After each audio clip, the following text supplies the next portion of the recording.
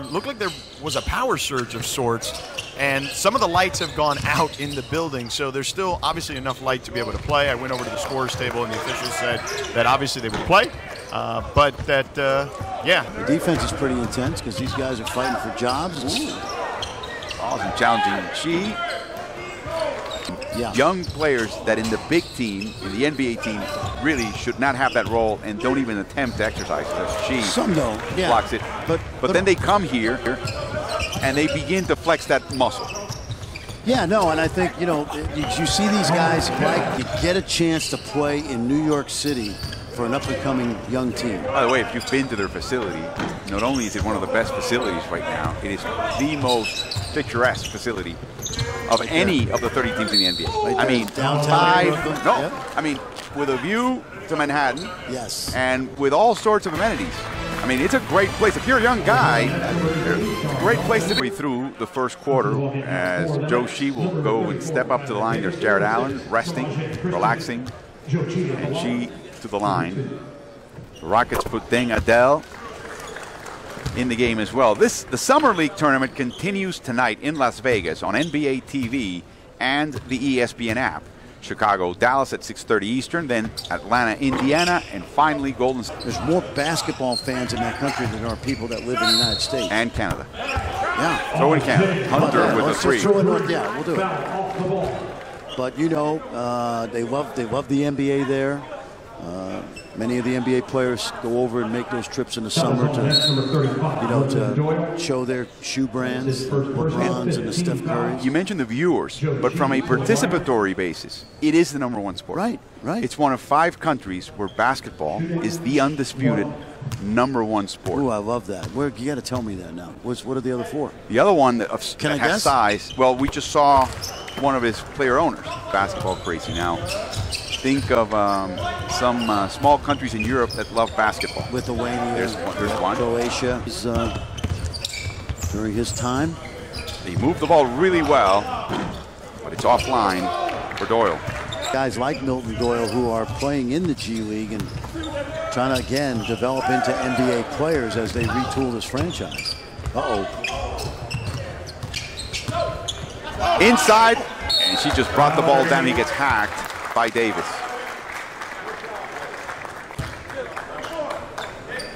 She will never be, you know, a 300-pound bruiser. That's not his biotype. No.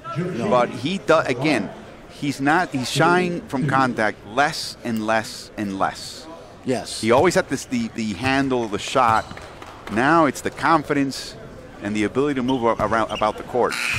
Now, what does that mean for the Rockets? I don't know. They've got, hopefully they'll keep Clint Capella, and they'll be very well supplied and stocked in that position. But that Clint Capella situation is going to be interesting because he's a restricted free agent, but apparently the Rockets have offered him a pretty good deal that he's already rejected.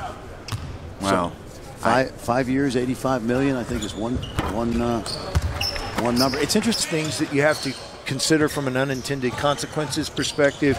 You know, if we bring 4 people in, do you have that contingency of 25 qualified people to bring in at one time?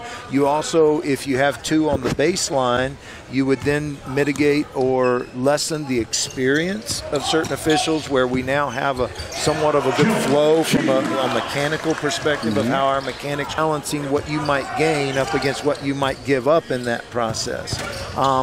And so I think we're still in the exploration side of it. I don't know that it's taken away, but it's not also moving forward at any rapid pace right now. In those games in which you had 4, was there an uptick in calls? Was there more calls in Waseda University?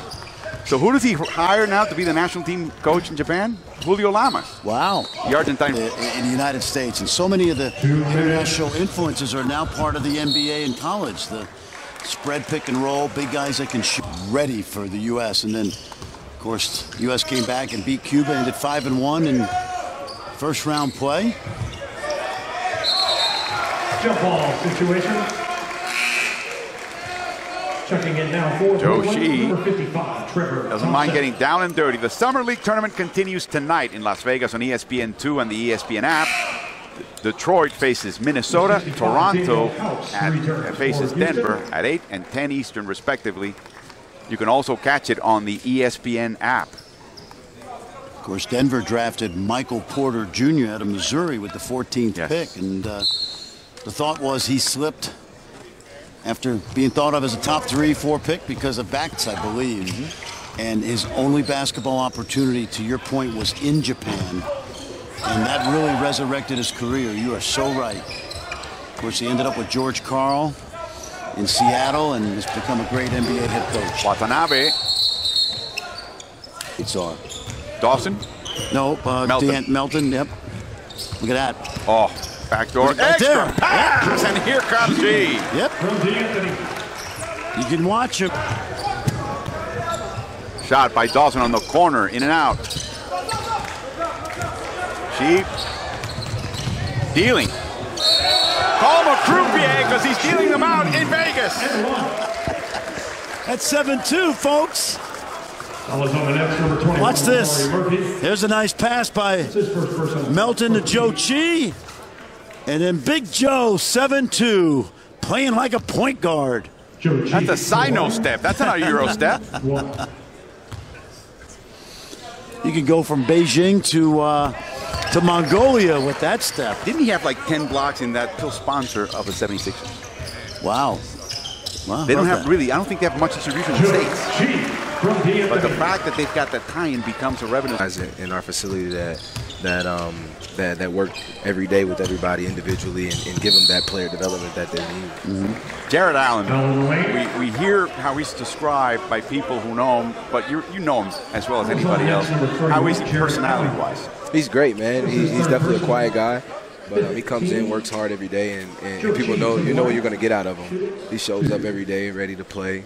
Like I said, he's a quiet guy, but he knows how to be a professional. Is he a real tech geek? No, I wouldn't say that. No? I wouldn't say that at all. He's a normal dude. I heard he can take apart a computer and put it back together. He's definitely that. Okay, if that's what you're saying, yeah, definitely. But he's a normal guy, man. He loves video games, and he's a young dude at that. So. Yeah, I want to get back to you because I saw you in high school, and then I saw you when you played your 1 year in college. Yeah. What do you know now? Let's go back to like right after the draft. Okay. What do you? Growth. You see Joe Harris, and you see where he is now at the end of the season compared to the beginning of the year. Spencer Dinwiddie, Jared. You see growth in that team, partly because of the circumstance, right? You got to throw them in there, they got to play, and you get to see that. They provide leadership as well. It's not like you necessarily have to have one individual saying, well, this is my team, and I got to simply, rule this team. Yeah.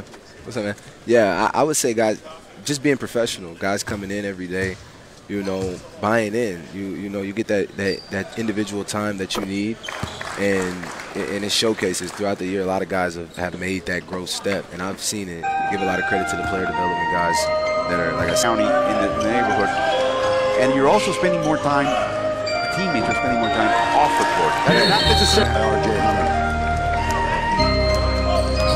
Nice pass. Inside. Oh, a foul, a hard foul by Davis. To make sure that Joe understands it wasn't personal. It was just business. Just business, absolutely.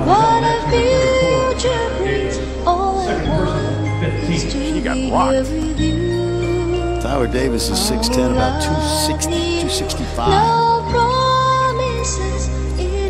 Played on a high school team with Avery Johnson Jr. at Plano West. Johnson Jr. playing at Alabama for his dad, who was a pretty good NBA point guard, 16 seasons. He started A&M, right? And then he moved on to Alabama. They both went to A&M. Zhou Shi, 26 minutes per game, 11 points, 6 boards, just 24 games. The famous Viper offense that Nick Nurse started. Now he's the head coach at Toronto. Off the ball foul. By the way, we were talking about the Anthony Melton.